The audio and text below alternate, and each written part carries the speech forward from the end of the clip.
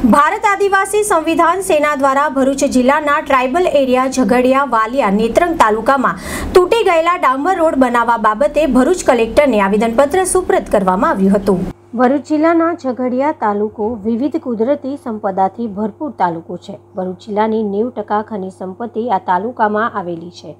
Lignite, કોલસો, સિલિકાનાઇટ, સાદી રેતી, બ્લેક ટ્રેપ, કોરી સ્પોઇલ વગેરે ખનિજ ઉપરોક્ત તાલુકામાં આવેલ છે, જેમાં લિગ્નાઇટ, કોલસો, સિલિકા સેન્ડ, સાદી રેતી, બોરકેલ વગેરે ખનિજો માટે મોટી હાઈવે રાજપાલડી પાડવાણિયા રોડ પરથી પસાર થાય છે અને રાજપારડીથી નેત્રંગ રોડ પર સિલિકા વોશિંગ પ્લાન્ટ અને કોડી લેઝર ક્રોસ પ્લાન્ટો આશરે 40 જેટલા આવેલા છે, જેમાંથી પાક્કો માલ ભરૂચ, દહેજ, ઝઘડિયા, અંકલેશ્વર, વિલાયક વગેરે જીઆઈડીસીમાંથી 40થી 60 ટન ભરેલા હાઈવા રોજના હજારોની સંખ્યામાં અવરજવર કરે છે।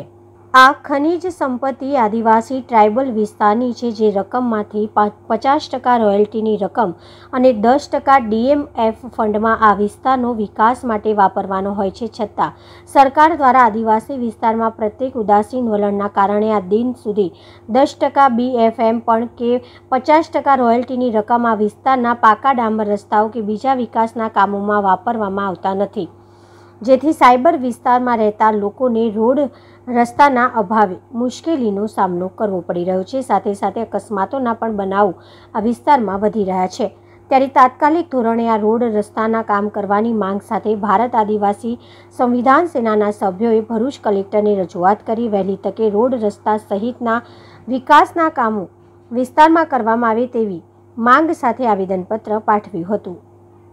આજે જે કલેક્ટર સાહેબને આવેદનપત્ર આપવા આવ્યા છીએ, તો જે અમારો ટ્રાઇબલ વિસ્તાર છે, આજે વાલિયા, ઝઘડિયા કે નેત્રંગ, આજે જુઓ અંકલેશ્વર, વાલિયા, નેત્રંગ રોડ એટલો બધો ખરાબ ને હાલત છે ને, નેત્રંગથી રાજપાડી રોડ જુઓ, આજે ધારોલીથી રાજપાડી જુઓ, અંદરના ગામોના ઇન્ટિરિયર ગામો જુઓ, આજે જે બી રોડો વર્ષોથી બન્યા નથી, તો અહીંની જે પ્રજા છે ને આદિવાસીઓની ગ્રાન્ટ અલગથી આવે છે। આજે આદિવાસીઓ માટે 21,000થી બી વધારે ગ્રાન્ટો આવે છે।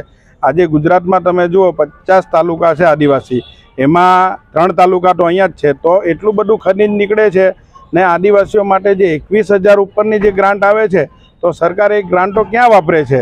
તો આજ દિન સુધી રસ્તાઓ નથી થતા, અહીંના લોકોને કેટલી હાલાકી ભોગવવી પડે છે। અહીંયા મોટી મોટી માઇન્સો છે, આજે કોલસાની માઇન્સ છે, જીઆઈપીસીએલની માઇન્સો છે।